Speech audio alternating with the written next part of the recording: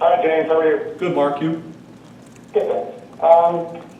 What do you need to see from Saquon Barkley this week that will tell you he's ready to play? And also, how do you approach playing freshmen after they've been injured?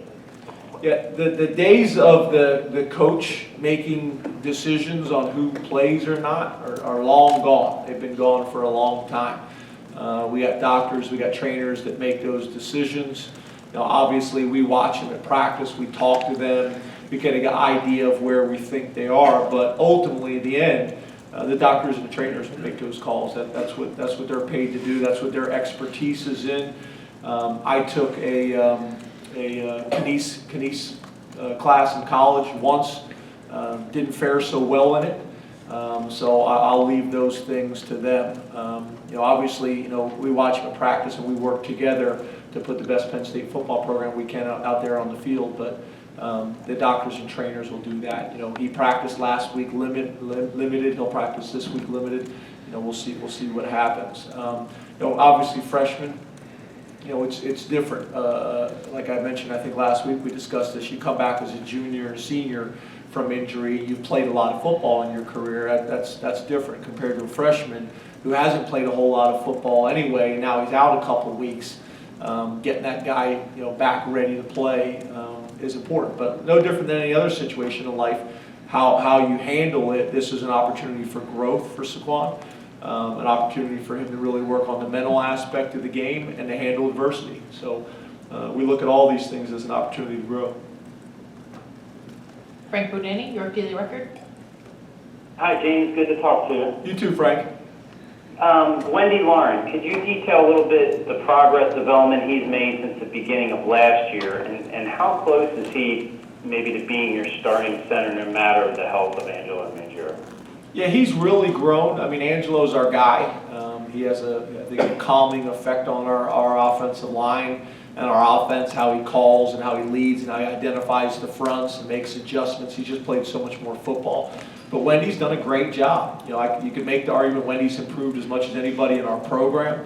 I'd still like to see him be more verbal in terms of making the calls, taking control, getting everybody on the same page.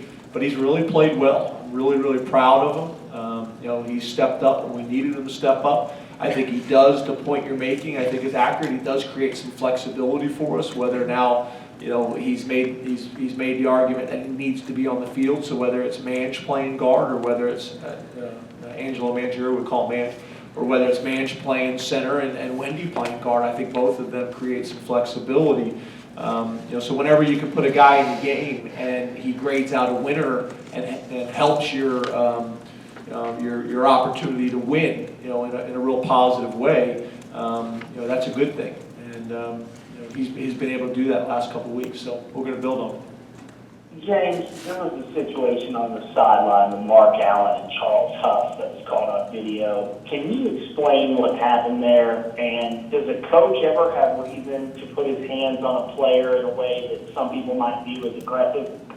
No. Yeah, no. That was something that's been addressed very clearly with our staff. Individually, me and Charles had a conversation about that.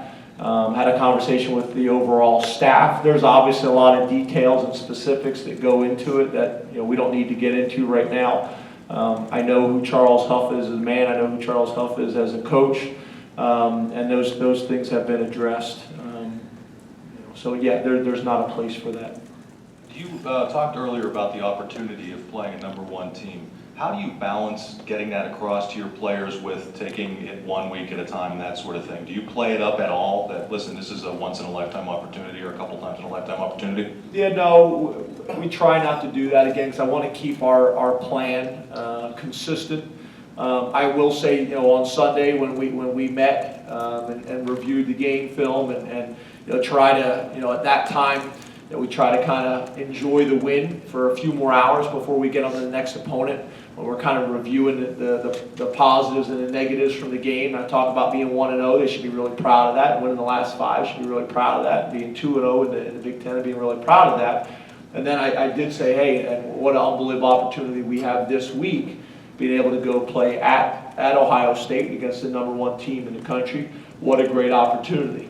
And then after that, it won't be discussed the rest of the week. The rest of the week, it's what are we doing on Monday in our normal preparation? What are we doing on Tuesday, Wednesday, Thursday, so on and so forth, and go from there. But there'll be enough of that from the outside.